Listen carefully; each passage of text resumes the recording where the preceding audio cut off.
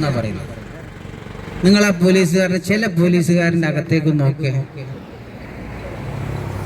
ചില പോലീസുകാരന് നല്ല ഹൃദയമുണ്ട്. നമ്മുടെ ഹനുമാൻ കാണിച്ച പോലത്തെ ഹനുമാൻ ഇരിക്കുന്നുണ്ടാവും. ചില പോലീസുകാരൻ്റെ ഉള്ളിൽ നിങ്ങൾ സൂക്ഷിച്ചു നോക്കിയ കരടിയുടെ രൂപം കാണാം. അങ്ങനെ കരടികളാണ് ഇപ്പോ കേരളത്തിലെ ആഭ്യന്തര വകുപ്പ് നിയന്ത്രിക്കുന്നത്. കേരളത്തിൽ ഇപ്പൊ നല്ലൊരു DGP ഉണ്ട്. ഞങ്ങൾ ബഹുമാനിക്കുന്ന വ്യക്തിയാണ് രമദാസ് ചന്ദ്രശേഖരൻ.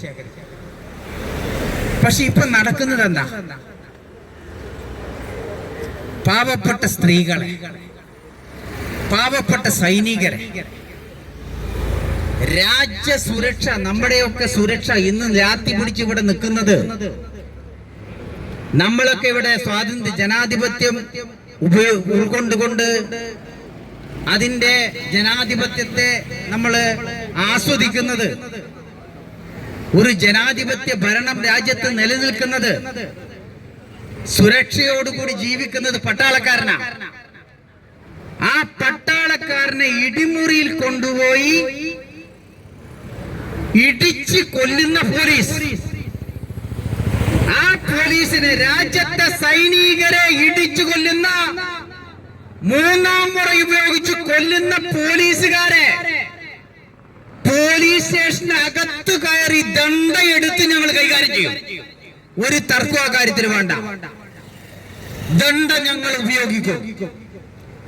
രാജ്യത്തെ സൈനികർക്കെതിരെ,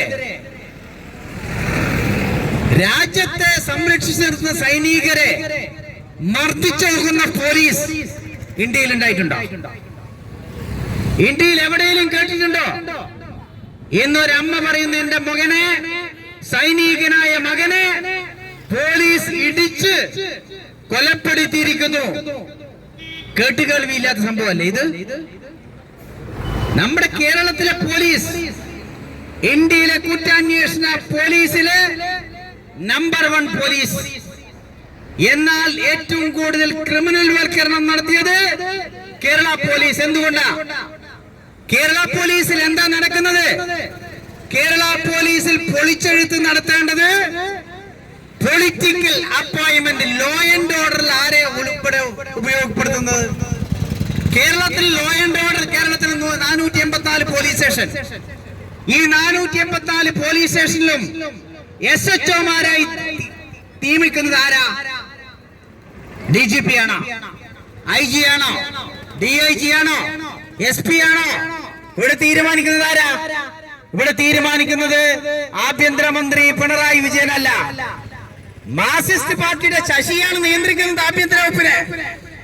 ആഭ്യന്തര വകുപ്പിനെ ഈ കേരളത്തിൽ നിയന്ത്രിക്കുന്നത് ശശിയാ. അപ്പൊ ശശി നിയന്ത്രിക്കുന്ന പോലീസ് എന്തായിരിക്കും കേരളത്തില്?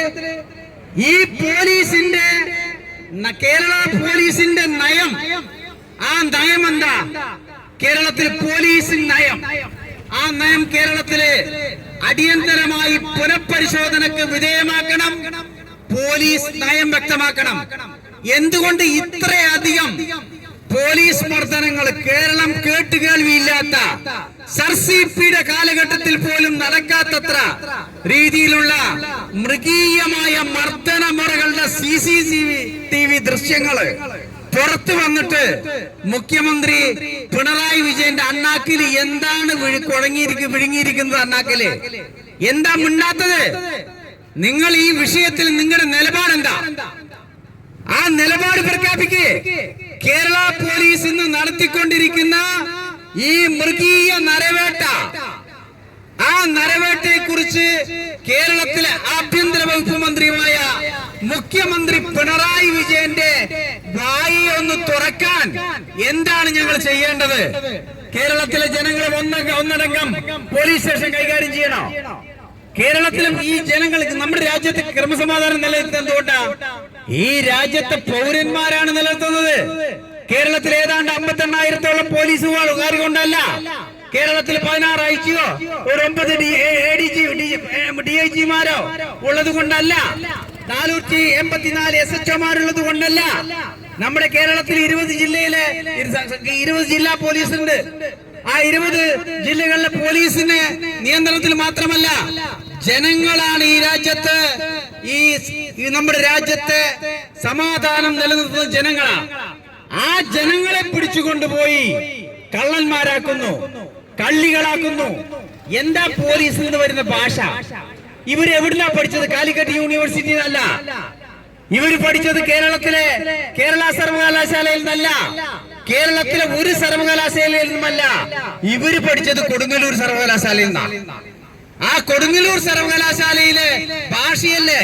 ഞാൻ ചോദിക്കട്ടെ, കൊടുങ്ങല്ലൂർ പാട്ടിനെ പോലെ ആ പാട്ട് എഴുതുന്നവരെ, ആ പാട്ട് പാടുന്നവരെയൊക്കെ നാണിപ്പിക്കുന്ന, ലജ്ജിപ്പിക്കുന്ന തരത്തിലല്ലേ നിങ്ങൾ ഈ പറയുന്നത്? നിങ്ങളുടെ കൂടെ ജോലി ചെയ്യുന്ന വനിതാ പോലീസുകാർ എങ്ങനെ സഹിക്കുന്നു? എന്റെ പ്രിയപ്പെട്ട പോലീസെ, എങ്ങനെയാ അവര് സഹിക്കുന്നത്? എന്താ നിങ്ങൾ പറഞ്ഞുകൊണ്ടിരിക്കുന്നത്? കഴിഞ്ഞ ദിവസം ഏഷ്യാനെറ്റിലെ വിനു പറഞ്ഞില്ലേ, ഇതൊന്നും കേൾപ്പിക്കാൻ പറ്റുന്നില്ല. ഇത് നിങ്ങൾ ഏത് സർവകലാശാലയിൽ നിന്നാണ് ഈ ഭാഷ പഠിച്ചത്? ഈ ഭാഷാ പ്രയോഗം കൊണ്ട് കേരളത്തിലെ ക്രമസമാധാനം നിലനിർത്താൻ കഴിയുന്നുണ്ടോ? കേരള പോലീസ് ഇന്ന് ഇന്ത്യയിൽ ഇത്രയും മോശമായ പോലീസായി ദേശീയ ചാനലുകളാ ചർച്ച ചെയ്യുന്നത്. ഇതിന്റെ മൊറാലിറ്റി നഷ്ടപ്പെടുത്താരാ? എല്ലാ നാഷണൽ ചാനലുകളും ചർച്ച ചെയ്യുന്നു കേരള പോലീസിനെ കുറിച്ച്. കേരള പോലീസിൽ സത്യസന്ധമായി ജോലി ചെയ്യുന്ന നിരവധിയായ പോലീസ് ഉദ്യോഗസ്ഥരുണ്ട്. അവരെ ലോ ആൻഡ് ഓർഡറിലേക്ക് വിടൂല, അവരെ ലോ ആൻഡ് ഓർഡർ വിടില്ല. അവരെ special branch, crime branch, vigilance, ഞങ്ങൾ പറഞ്ഞാൽ കേൾക്കുന്ന വിഭാഗത്തിലേക്ക് മാത്രം. ലോ ആൻഡ് ഓർഡറിലേക്ക് കഴിവുള്ള, പ്രാപ്തിയുള്ള രാജ്യത്തെ ജനങ്ങളെ, ഇവിടെ ഭീകരവാദികളെ പിടിക്കാൻ കേരള പോലീസിന് കഴിവുള്ള പോലീസുകാരുണ്ട്. ഭീകരവാദികളെ കണ്ട ഓടും മുട്ടുപറക്കുന്ന പോലീസിനെയാണ് ലോ ആൻഡ് ഓർഡറിൽ ഇടുന്നത്. പച്ച വെളിച്ചത്തിന്റെ ആളുകളെയാണ് ലോ ആൻഡ് ഓർഡറിൽ ഇടുന്നത്. ഈ പച്ച വെളിച്ചത്തിന്റെ ആളുകള് ഇപ്പൊ കെടുക്കുന്ന സെൻട്രൽ ജയിലില്ല. അത് നേതൃത്വം കൊടുക്കുന്നവര് ഇവർ ഇരുട്ട് മുറിയിലേക്കാണ് നാളെ പോകുന്നത്, തിരിച്ചറിയുന്നില്ല.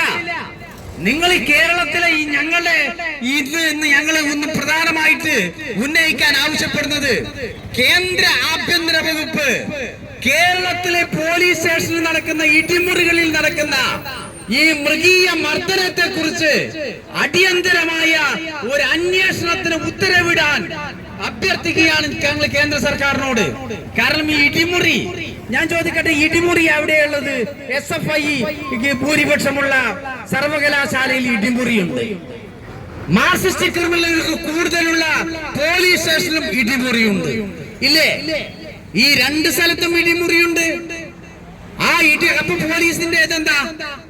SFI-ക്കാരുടെ ജോലിയാണ് പോലീസ് നടത്തുന്നത്. ഇത് തന്നെയല്ലേ മാർക്സിസ്റ്റ് പാർട്ടിയുടെ മൃഗീയമായ പ്രവർത്തനമല്ലേ? മാർക്സിസ്റ്റ് ശൈലി, കമ്മ്യൂണിസ്റ്റ് ശൈലി ഇവിടെ വന്നിരിക്കുന്നു. ബ്രിട്ടീഷുകാരന്റെ പോലീസ്, കേരള പോലീസ്, അത് ഇന്ന് കേരള പോലീസ് എന്നറിയപ്പെടുന്ന പോലീസ് കമ്മ്യൂണിസ്റ്റ് പോലീസായി മാറി. ആ കമ്മ്യൂണിസ്റ്റ് വൽക്കരണം പോലീസിൽ നടന്നതുകൊണ്ടാണ് ഇന്ന് ഈ രാഷ്ട്രീയ നിയമനങ്ങൾ കേരളത്തിൽ നടക്കുന്നത്. കേരളത്തില് കഴിഞ്ഞ 13,000-ഓളം പോലീസുകാരെ ഈ ഭരണത്തിന് കീഴിൽ റിക്രൂട്ട് ചെയ്തത്. ഈ 13,000-ല് 10,000-ഓളം പേരും ഈ ക്രിമിനലുകളായിട്ടുള്ള SFI-ക്കാരാണ്. അതുകൊണ്ടാണ് ഇവിടെ ഈ ക്രിമിനലുകള് ഏറ്റവും കൂടുതൽ ക്രിമിനൽ വൽക്കരണം പോലീസ് സ്റ്റേഷനില്. എന്താ ഇവിടെ ജനമൈത്രി പോലീസ്? കമ്മ്യൂണിസ്റ്റ് മൈത്രി പോലീസാണ്, ജനമൈത്രി പോലീസ് അല്ല. അതുകൊണ്ട് പ്രിയപ്പെട്ടവരെ, ഞാൻ നീട്ടിക്കൊണ്ടു പോകുന്നില്ല. പോലീസിനെ കുറിച്ച് പറയുകയാണെങ്കിൽ ഇന്ന് 4 മണിക്കൂർ പറഞ്ഞാൽ തീരില്ല. പക്ഷെ നല്ല ഉദ്യോഗസ്ഥന്മാരുണ്ട്, നല്ല ഉദ്യോഗസ്ഥന്മാരുണ്ട്, ജനങ്ങളോട് കമ്മിറ്റ്മെന്റ് ഉള്ള ഉദ്യോഗസ്ഥന്മാരുണ്ട്.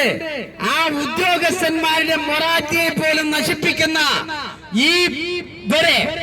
ഈ പോലീസുകാരെ, ഈ പോലീസ് ഉദ്യോഗസ്ഥന്മാരെ സർവീസിൽ നിന്ന് പുറത്താക്കണം.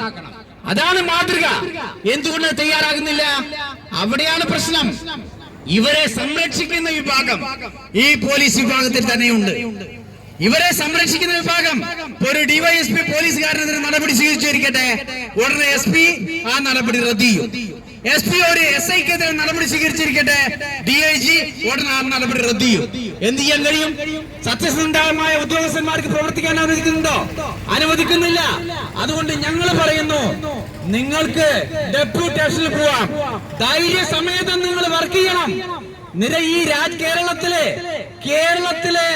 ഏത് പോലീസുകാരനും സ്വതന്ത്രമായി പ്രവർത്തിക്കാനുള്ള സാഹചര്യം കേരളത്തിൽ സൃഷ്ടിക്കപ്പെടണം. സ്വതന്ത്രമായ പോലീസ് സ്റ്റേഷനിൽ പോയി നീതി ലഭ്യമാകാനുള്ള നടപടി കേരളത്തിലുണ്ടാകണം. അതിനനുസരിച്ചുള്ള നിലപാട് മുഖ്യമന്ത്രി പിണറായി വിജയൻ സ്വീകരിച്ചിട്ടില്ലെങ്കിൽ, മാർക്സിസ്റ്റ് പാർട്ടി സ്വീകരിച്ചിട്ടില്ലെങ്കിൽ ഭവിഷ്യത്ത് ഗുരുതരമായിരിക്കും, പ്രത്യാഘാതം ഗുരുതരമായിരിക്കും എന്ന് മുന്നറിയിപ്പ് നൽകാൻ ഈ അവസരം ഞങ്ങൾ ഉപയോഗിക്കുകയാണ്. ഒരു കലാപരിപാടി, ആ കലാപരിപാടി തുടർന്നാൽ പുതിയ കലാപരിപാടി ഞങ്ങൾ ആരംഭിക്കും. അതുകൊണ്ട് കേന്ദ്ര സർവീസാണ് IPS. അത് എല്ലാ IPS ഉദ്യോഗസ്ഥന്മാരും ആലോചിക്കുന്നത് നല്ലതാണ്. അതുകൊണ്ട് ഈ IPS കിട്ടിയ ചില മാർക്സിസ്റ്റ് ക്രിമിനലുകളായിട്ടുള്ള ചില പോലീസ് ഉദ്യോഗസ്ഥന്മാരുണ്ട്, ചില ഒറ്റപ്പെട്ടവരുണ്ട്. അവരാണ് ഇവിടെ ഇത്തരത്തിലുള്ള കലാപരിപാടികൾ ഒപ്പിക്കുന്നത്. അത്തരത്തിലുള്ള കലാപരിപാടികൾ നിർത്തി ഈ മർദ്ദനം മൂന്നാം മുറ ഉപയോഗിക്കുന്നവരെ അടിയന്തരമായി പോലീസിൽ നിന്ന് പുറത്താക്കണമെന്ന് മാത്രം അഭ്യർത്ഥിച്ചുകൊണ്ട് ഞാൻ എന്റെ എളിയ പ്രസംഗം അവസാനിപ്പിക്കട്ടെ. നിങ്ങൾക്ക് നമസ്കാരം. ജയ് ഭാരത്. ഈ ചടങ്ങ് ഇവിടെ